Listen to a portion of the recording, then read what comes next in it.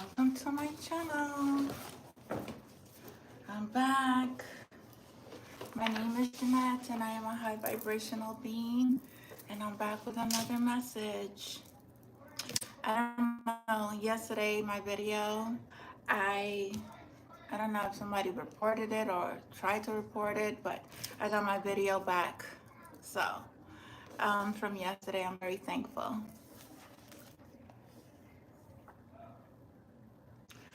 But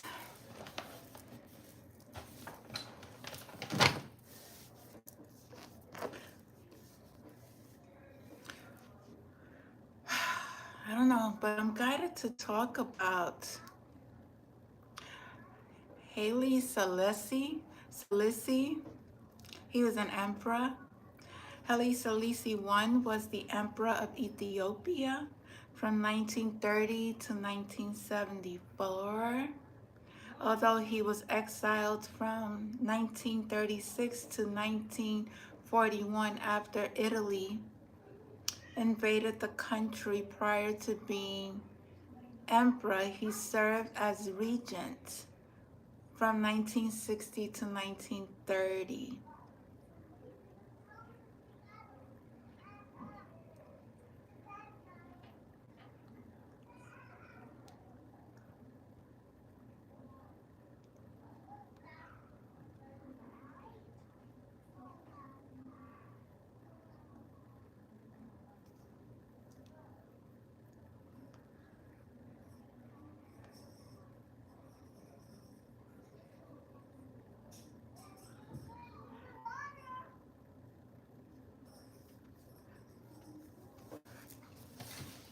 So Haile Selassie, it's very significant. I keep getting his name in my readings in the books that I'm connecting with. A lot of things about Ethiopia.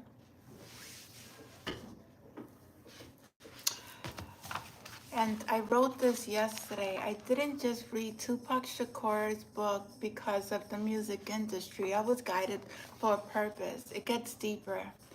The Black Panthers was a movement. Tupac's mom was very involved, and his stepfather was very involved in. His stepfather was Assata Shakur, part of the Black Panther. Very significant.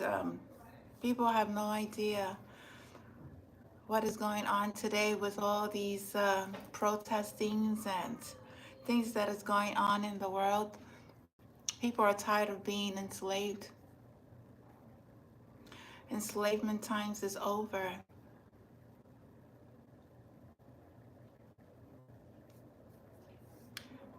Trying to get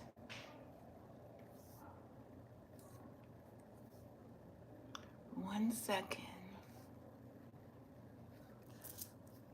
Assata Shakur.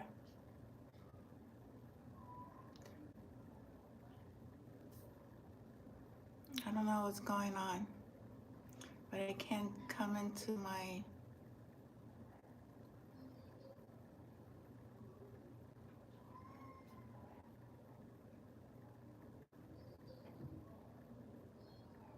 I'm connected. People like to play. Anyway, it's not gonna let me research on my phone.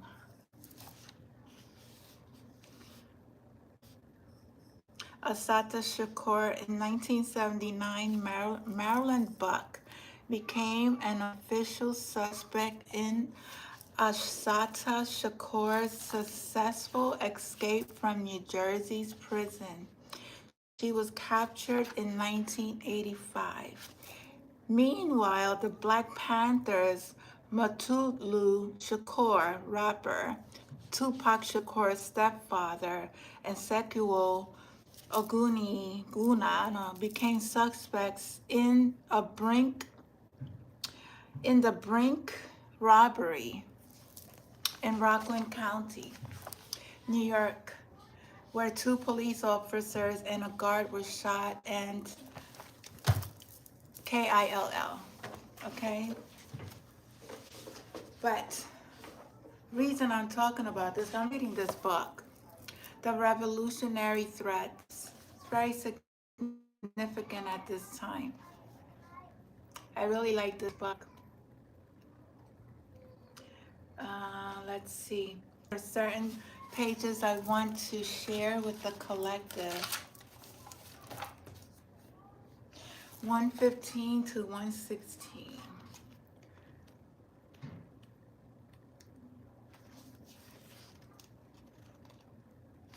This is it. Okay.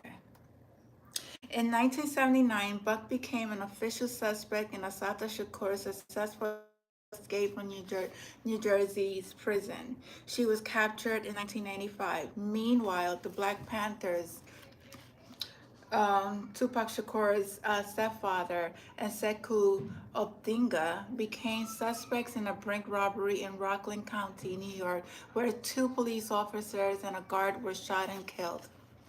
With her capture in 1985, Buck became part of the resistance conspiracy theory. There was prominent trials in the 1980s against 7 white anti-racist and imperialist activists who were accused of conspiring to influence change and protest policies and practices of the United States government concerning various international and domestic matters through the use of violent and legal means.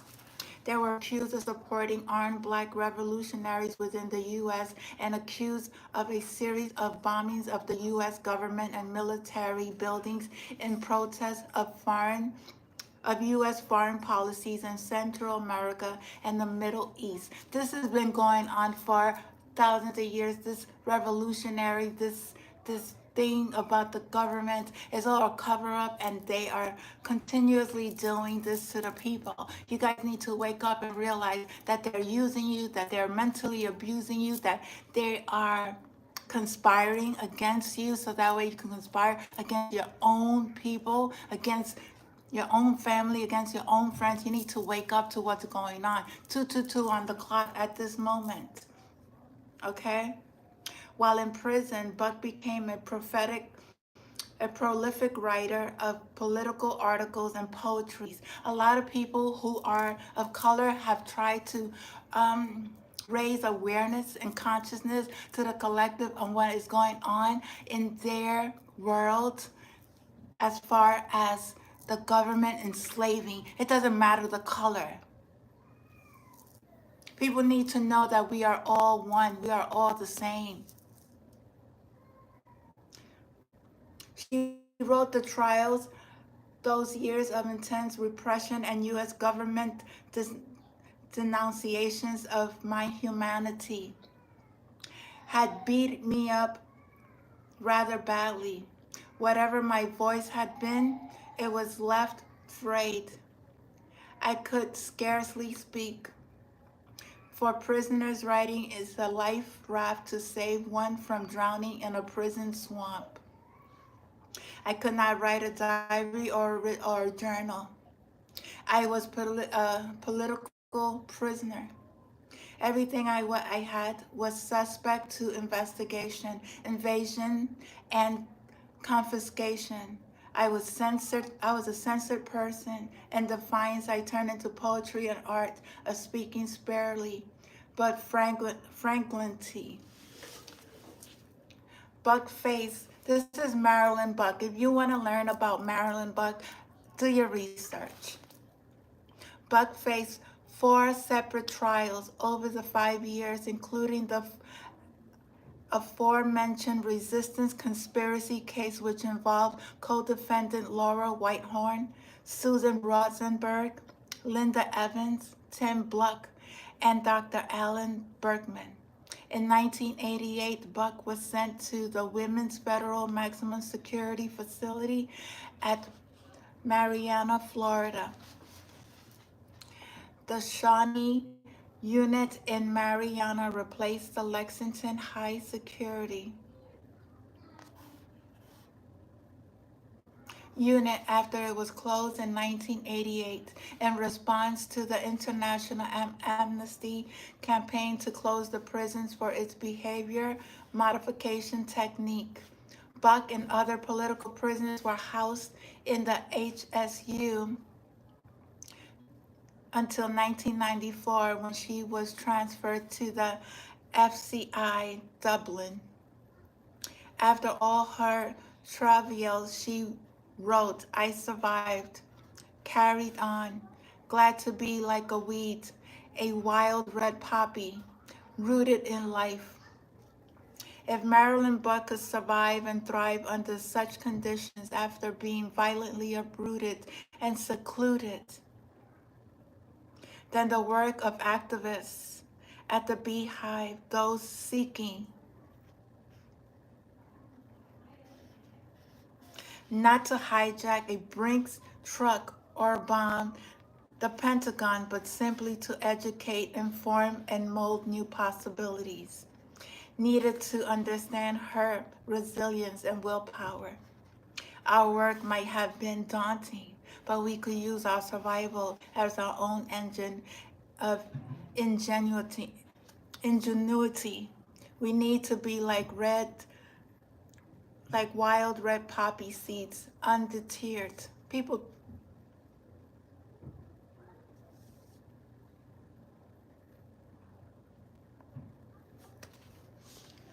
In 1966, when the Black Power movement in the United States and the Caribbean escalated and began reshaping cultures, political, and music, Haile Selassie I made his first visit to Trinidad and Tobago, speaking to the paramount.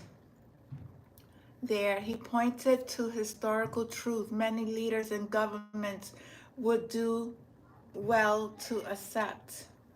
The systems of governments which have sought to impose uniformity of belief have survived briefly and then expired, blinded and weakened by obsessive resilience upon their supposed infallibility. The only system of government which can strive is one which is prepared to tolerate dissent and criticism and which accepts these as useful and in any case inevitable aspects of all social and political relationships. The tolerance of dissent and criticism within a government proceeds from a single essential premise that the government exists to serve the people generally. Government servants, whether designated as representatives or not, have a trust to work for the general welfare.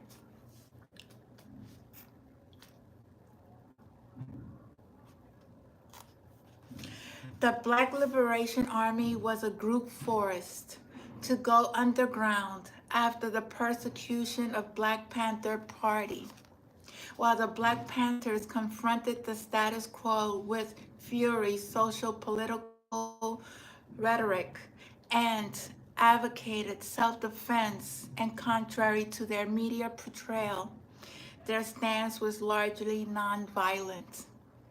They instituted neighborhood services like youth breakfast programs and self-defense lessons and protested against Republican bills like the Moffett Act, which targeted African Americans for bearing arms.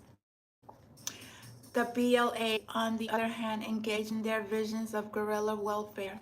Both groups stimulated, disenfranchised the young people to rise up against oppression, but in a very different ways. As Haile Selassie I said, if governments honor dissent, the same dissent can be harnessed into a collective force for positive change.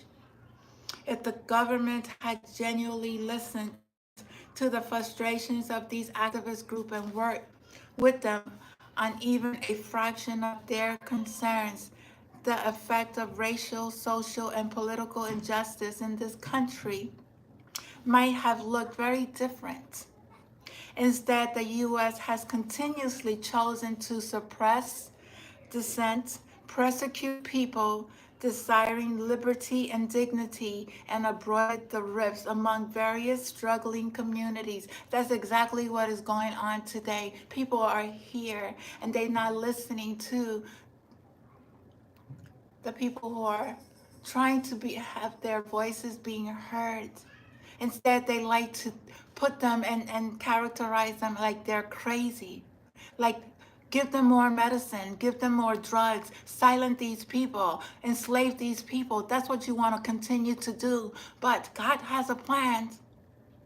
God has a plan. Your plan is no longer going to be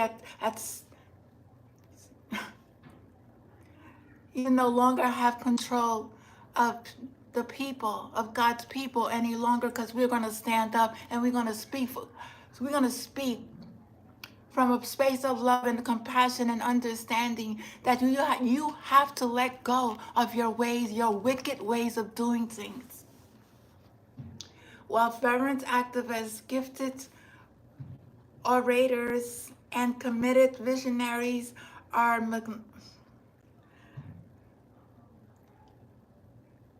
malignant as illegitimate by the powers that be, our government continues to respond to activists with violence. In the 1970s, many Black Panthers were murdered, tortured, or imprisoned. The BLA adopted arms as a strategy for liberation and self-defense. That's why you killed Tupac Shakur's stepfather. That's why you killed Tupac Shakur, because you knew that they stood up for what's right, and they knew that the government is very corrupted. And not all, because I'm not going to say all are, but the power that be and the elites that are all inclusive, yeah, they felt that simple self-defense was adequate for their survival. False internationalism, a principled unity is our only hope. Marilyn's poem talks about getting to work, joining hands, and making our dreams a reality. The question is how? How can we effectively work together when we have so much pulling us apart? Race, nation, culture, gender, sexuality, sensibility, values, taste, these are all ways people try to divide us. How should one effectively confront the powers to be? Civil disobedience and cooperative enterprises seem to be effective methods, but even so, we still must consider the inherent power dynamics in our cultural and our current social climate. The colonial mentality runs deep, and its tentacles are still straggling us. False internationalism, an idea put forward in the book of False Nationalism, False Internationalism, is defined therein as a class alliance between petty bourgeois and lumpen opportunists, elements from both oppressors and oppressed nations. In this theory, oppressors' nations retain control over others through internal agents. False nationalisms and false internationalisms also outlines the parasitic relationships between blacks and whites, revolutionaries. Correct relationships between revolutionaries of different nations must be based on the principle of equality and mutual respect. This means respect for the right of self-determination of the oppressed nations in all matters. It was Black Panther's Fred Hamilton who famously said in 1968, "We got to face the fact that some people say you fight fire best with fire, but we say you put fire out best with water. We say don't fight racism with racism. We're gonna fight racism with solidarity." For this reason, I appreciate Deborah Ben Wahat pointed out to a principle unity as a primary hope in 1995 when I saw him speak to a press conference in Philadelphia for the 10th anniversary of the Move House bombing. This is the book I'm reading from for those who are interested. And the how you say it? The writer is Bobby Sullivan. He's culturally white, but he identifies as a Rastafarian. For this, okay. Unity is others, must be based on common principles, and their adherence must be taken seriously.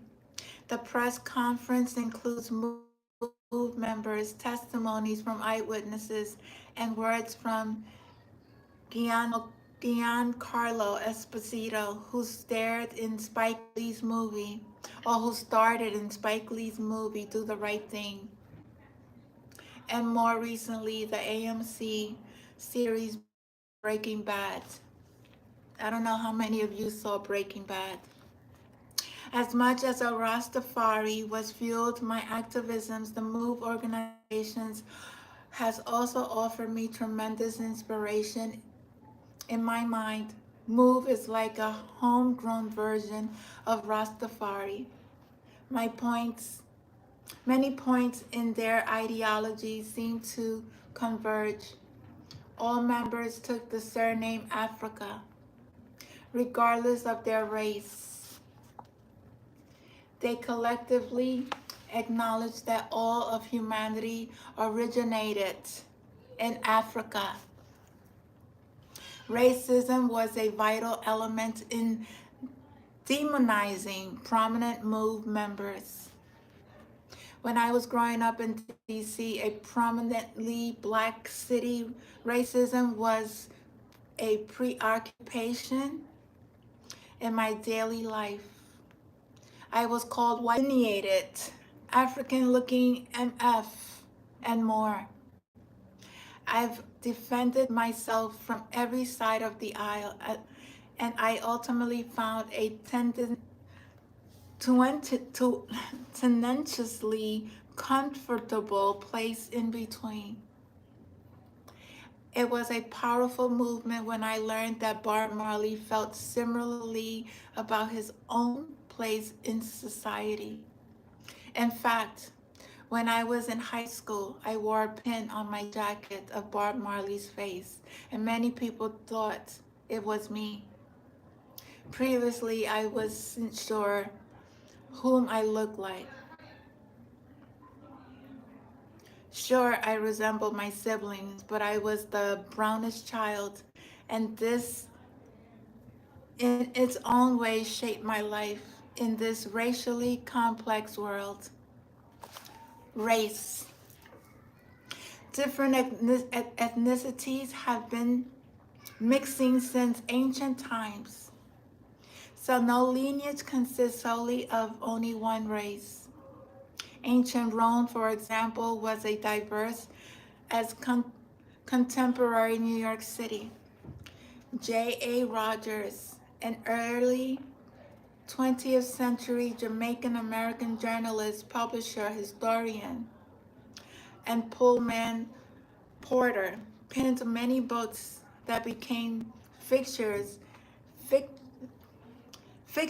in Afro-centric bookstores around the U.S., including pamphlets like From Superman to Man, self-published in 1970. as nature leads, an informal decision of the reason why Negro and Caucasians are mixing in spite of oppositions, and the thrilling story of the Maroons, the real fact about Ethiopia. His book, his 1936 book featuring the likeness of Haile Selassie, #1, on the forefront, developed by Rasta cult following, but one of the Rogers' latest books, Nature Knows No Color Line, research into the Negro ancestry in the white race, remains his seminal work, for he writes a dazzling account that thoroughly and historically discredits race as a distinct human category. In Rogers' prose, race is understood as a modern construction. Race as we know use it, says Roger anthropologist I don't know how to say his last name, says, as unknown in a far antiquity, at least in the West. He currently notes the Aristotle, father of natural history, and Hippocrates, father of medicine, do not even mention race, though both studied anatomy and then known varieties of human race, including the Negro. The Greeks had two distinctive. It was a far long time the same in Rome. Race, as based on color and physique, is, in fact, comparatively recent. The King James Bible of the 17th century does not mention it. Shakespeare used it only for family lineage or contests. So also does the first English dictionary by Nathaniel Baylis in 1736, and the second by Dr. Samuel Johnson in 1750. As Moore points out, human beings all come from an original root. Thus, people's physiology, no matter their race, remains mostly the same. On this subject, Haile Selassie I was very clear. In an interview on Meet the Press in October 1963, he said that black and whites, as as forms of speech and as a means of judging mankind, should be eliminated from human society. Humans are precisely the same, whatever color, race, creed, or national origin they may be. In contemporary society, race is a byproduct of European colonialism and the institution of slavery, which demonizes otherness and difference. Such social conditioning has a permanent lasting effect, including the monitoring, profiling, and over-policing of minority communities today, which results in the skewed makeup of the domestic prisons population. For example, in 2016, Black people were 5.1 times more likely to be incarcerated than whites, through African Americans only conspire 13.3% of the nation's overall population.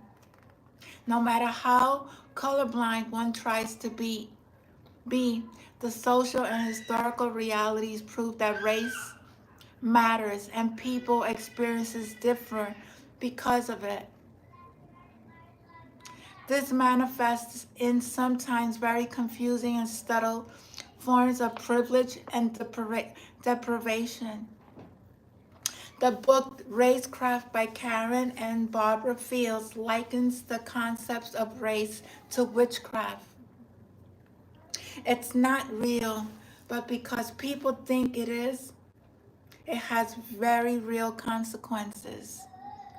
The, in, the invention of the white race, Theodore Allen, argues that this social contract has a purpose. It meant not only that no Euro-Americans were slaves, but also that all Euro-Americans, even laborers, were by definitions enforcers of slavery.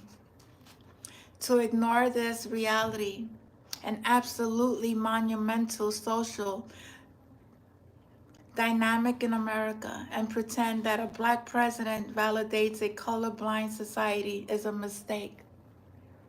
Barack Obama presidency witnessed an unsettling upsurge of racism-related incidents. In 2015, hate crimes against Muslims rose 67%, and hate crimes across all categories peaked after the election of Donald Trump. America, it seems, is by no means colorblind. It is color divided. In 1965, just before the formation of the Black Panthers, Celeste one discussed the ramifications of race conflict on world peace. The untenable doctrine of racial supremacy, he said, is a threat to the maintenance of international peace and security, as well as a serious setback for establishing a salutarious atmosphere of understanding and cooperation in the world. And so we must work together against philosophy of racism. In America, such a pronounced divide in the perception of race was not only the norm, as Bacon's Rebellion highlights.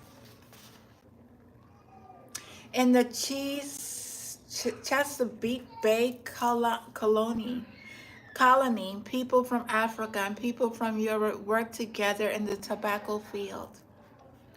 They mated with each other, ran away, and rebelled together. At first, at the end of the 1600s, people of African descent, even those who were free, lost certain rights they had before, and that even the poorest and the most downtrodden person of European descent continued to enjoy. In return for these privileges, European Americans of all classes came to be part of the apparatus that maintained Afro-Americans in chattel slavery and themselves is unfreedom. That was the birth of race, as we know the term.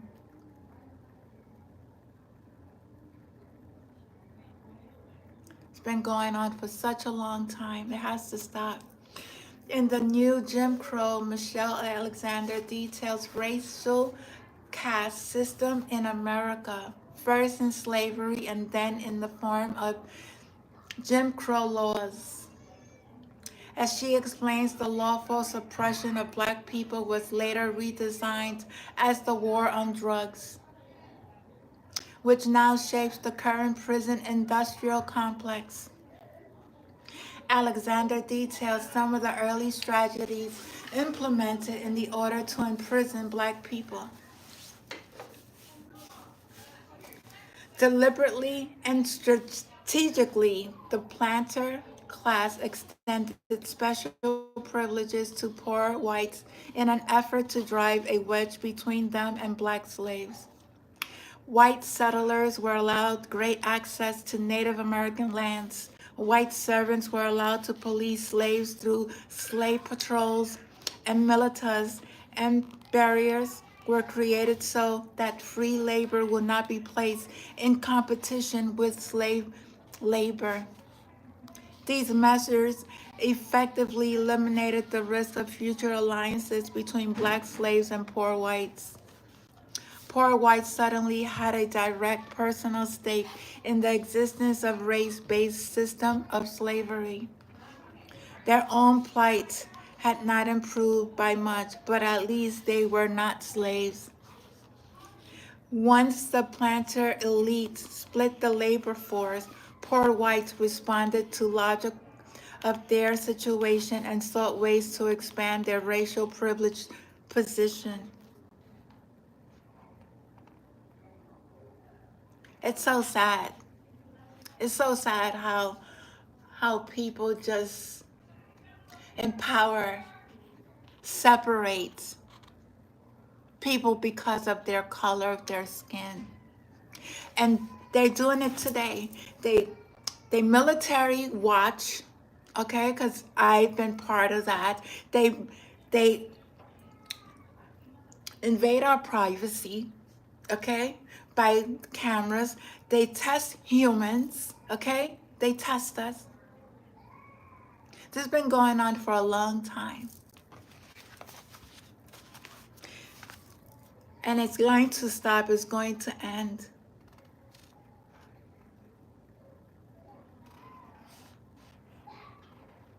Many black people have European ancestors, and plenty so-called whites have, or Native American ancestors. He says no biologist has ever been able to provide a satisfactory definition of race. Attempts to do so leads to absurdities. Mother and children of different races are the phenomenon that a white woman can give birth to a black child, but a black woman can never give birth to a white child. Ignatieff further reflects upon the only possible conclusion. People are members of different races because they are assigned to them. For social, political, and cultural change to occur, actions must be taken. Whiteness has to be abolished so that the system can correct itself and expunge white privilege.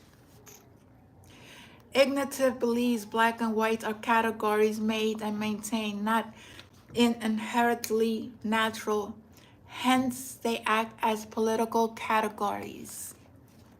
Whiteness, simply put, is the willingness to seek comfortable place within the system of race privilege. While not all forms of injustice can be collapsed into whiteness, Ignatieff states that undermining white race solidarity opens the doors to fundamental social change in other areas. Jesse McDane argues that Frantz Fanon, the ethical justification of revolution, that Fanon makes it clear in Black Skin, White Mask, that being labeled white or black creates cleavages between people. McDane writes the Negro and the white man. The Negro and the white man must turn their backs upon the decisive categories of black and white and look inward for that universal characteristic which makes total personhood possible. You have to go within. It's always within. And here's what Fanon says in his conclusion. Both must turn their backs on the human voices, which were those of their respective ancestors, in order that authentic communication be possible. Before it can adopt a positive voice, freedom requires an effort at disalienation. Both Beehive Collective and Political Charge songs I wrote were attempts to fissure, undermine, and subvert whiteness to collapse in cascades and create a seed of change. Some thought our organizations existed in a cocoon. In reality, We were Trojan horses ready to remake culture from within. When my first band, Soulside, did a cross-country reunion tour in 2016, playing 30-year-old songs with lyrics that easily apply to the current context, it couldn't have been more clear that the threat of an expanding racial divide is only more real today. Well, that's a lot of facts, and it's really happening today. So I'm just going to just do one quick reading.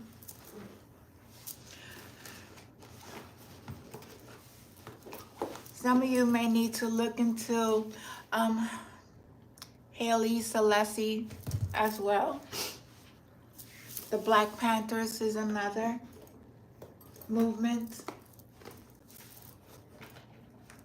I always want to end on a positive note. Regardless of what is going on, we have to be very clear that when you want to become an activist and you want to stand up for right, you don't stand up in a space of violence. You stand up in a space of love. You look within. You look within. Heal yourself first. Heal yourself first. We are all the same. We are all the same, no matter the color of our skin. This is a world that people want to divide us in.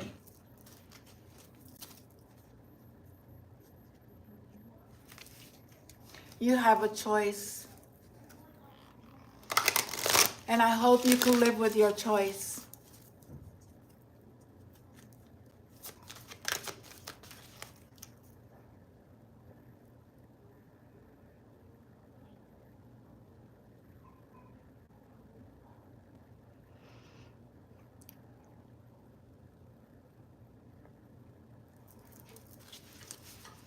Message, Spirit.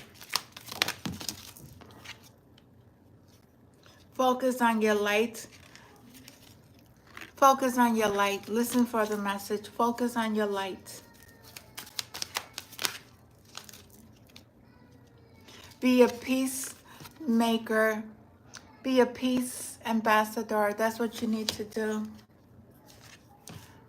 Focus on your visions.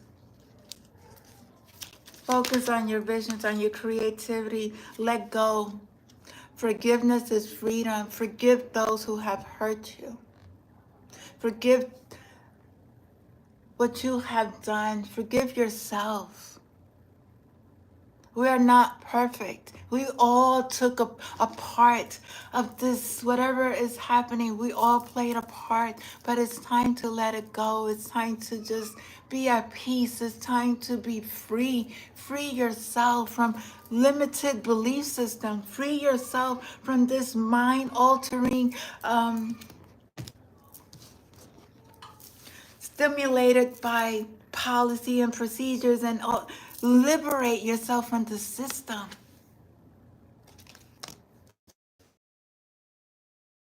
Forgiveness within yourself. Rest in perfect love and understand this. You have to understand oneness to understand the whole picture. You have to understand that this is not new. This is old. Whatever everyone is facing in the world today, it's nothing new. But there is a change. There's a prophetic message that God said that he's going to come back. And he's going to make it right for God's children. We are all being judged at this time. We are all being looked at by the Most High, whether you believe him or not. Whether you believe in God or not, he's looking at you. Whether you believe in God or not, he's looking at you. You need to create perfect health and access divine abundance.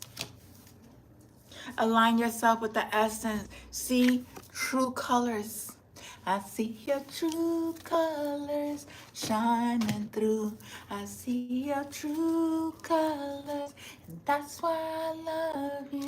So don't be afraid to let them show your true color.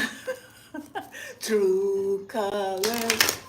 Okay, I have to leave out of here soon, so fulfill your destiny. Be all you can be. Okay? Declutter your life. Declutter. Let go of things that no longer serve you.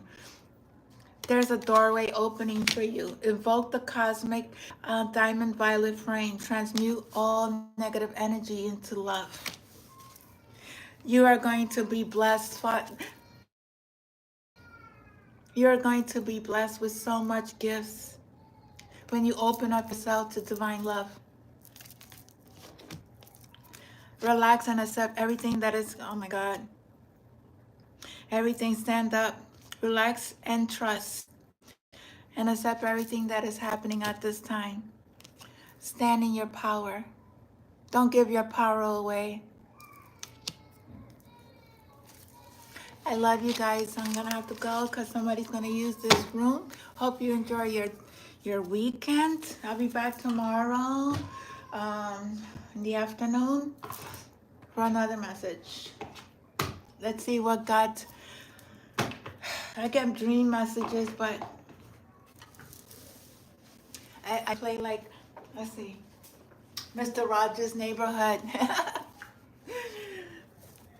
Remember, it's a beautiful day in the neighborhood. It's a beautiful day in the neighborhood. Won't you be mine? Won't you be mine? I have always wanted to have a neighbor like you. So let's make the best of this beautiful day. Won't you be mine? Won't you be mine? Won't you be my neighbor? Somebody could be in labor. Won't you please? Please won't you be my neighbor? Hi neighbor. Thank you. Remember that? I used to watch that all the time. Mr. Rogers' Neighborhood. I also used to watch The Magic Garden. I also I'm old school, so I watched a lot of children's shows when I was young. I loved it. Mr. Rogers' Neighborhood. I love you, love you, love you. And stay in the light, guys. And it's 3:03. Namaste. If you want to donate to my channel, please help me eat something. I did have something to eat today, so I'm very thankful. And but yeah, anyway, at the end of the day, I love you, and I'm very thankful, and I thank my guides, my God, my God, the most divine being. I'm very thankful. I'm still here. I'm still in my power, and I don't give my power away to nobody. And I come here and deliver the messages to the collective. Have a blessed day. Behind your back, they're keeping whatever. You guys could keep a close eye on me, and I just love the attention. Thank you so much. Bye.